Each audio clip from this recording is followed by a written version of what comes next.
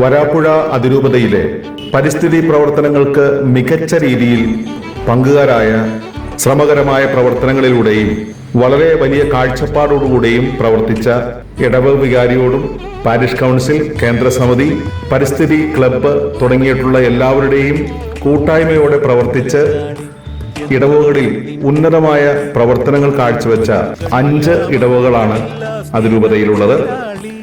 Our lady of perpetual help church, Cheranallur. കുറച്ചുപേരടങ്ങുന്ന കൊച്ചു സമൂഹമാണെങ്കിലും രാജീവച്ചൻ അവരോട് കാണിക്കുന്ന ആ വലിയ ഹൃദയപരമായ അടുപ്പം പരിസ്ഥിതി പ്രവർത്തനങ്ങൾക്ക് ഊടും പാവും അവിടെ നൽകുന്നുണ്ട്.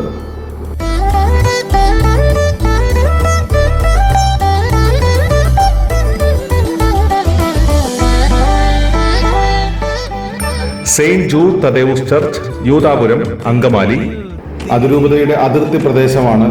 ഇടവകയുടെ ആദ്യ കാലഘട്ടങ്ങളിലാണ് അങ്കമാലി യൂദാപുരമെങ്കിലും അവിടെ ഒരുമിച്ച് കൂടുന്ന എല്ലാ പ്രവർത്തകർക്കും അതിരൂപതയുടെ എല്ലാ ആശംസകളും പ്രത്യേകം നേർന്നുകൊള്ളുന്നു.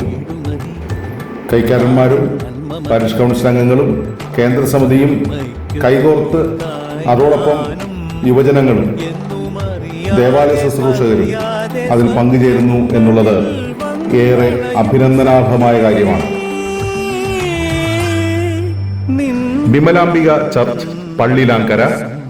പള്ളിലാങ്കരയിൽ ബഹുമാനപ്പെട്ട സാബോച്ചൻ വളരെ ആദരവ് പിടിച്ചുപറ്റുന്ന തരത്തിൽ ഇടവാംഗങ്ങൾ ചെറുതാണെങ്കിലും എണ്ണത്തിൽ പരിമിതമാണെങ്കിലും വളരെ ശക്തമായ ഒരു പ്രവർത്തനമാണ് പരിസ്ഥിതി അംഗങ്ങളുമായി ചേർന്ന് നടത്തിക്കൊണ്ടിരിക്കുന്നത്. സെയിന്റ് ഫ്രാൻസിസ് സേവ്യർ ചർച്ച്, പോണയിൽ. റോക്കിയച്ചന്റെയും തുടർന്നു വന്ന കുറുപ്പത്തച്ഛന്റെയും ഇപ്പോൾ ബിബോച്ചന്റെയും നേതൃത്വത്തിൽ പരിസ്ഥിതി അംഗങ്ങൾ അവരുടെ പ്രവർത്തനങ്ങൾ ഭംഗിയായി തുടർന്നുകൊണ്ടിരിക്കുന്നു.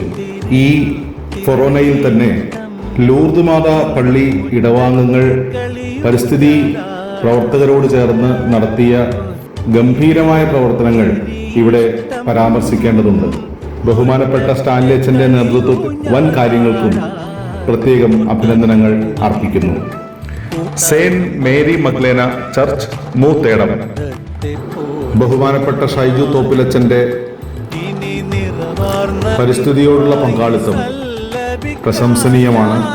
വളരെ വലിയ പ്രവർത്തനങ്ങൾ കാഴ്ചവെച്ച ഈ ഇടവകൾക്കുള്ള പരിസ്ഥിതി ടീം അംഗങ്ങളുടെ എല്ലാവിധ പ്രാർത്ഥനാശംസകളും എല്ലാ അഭിനന്ദനങ്ങളും എല്ലാവർക്കും നേർന്നുകൊള്ളുന്നു.